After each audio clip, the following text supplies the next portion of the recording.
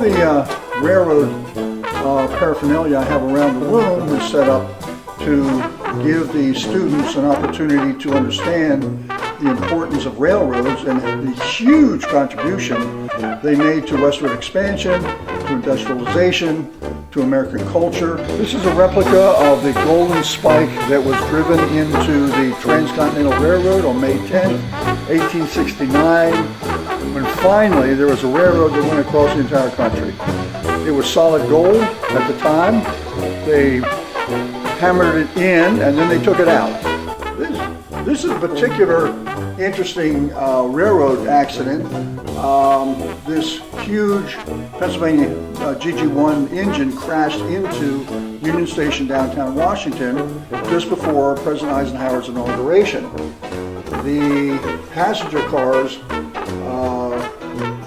fell on top of the engine fell into the basement.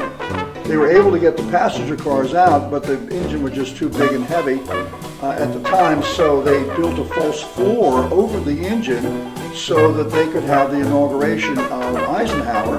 After his inauguration was over, they pulled up the false floor, cut the engine to pieces, pulled it out, welded it back together, and it ran for several more years. And that same engine now is at the B&O Railroad Museum in Baltimore. In History Honors, we are learning about trains, and I'm really enjoying this lesson because we're getting to see toy trains and working with them and reading about them. So we're learning about trains and locomotives, and it's just a really cool assignment. There's a bunch of hands-on stuff to play with.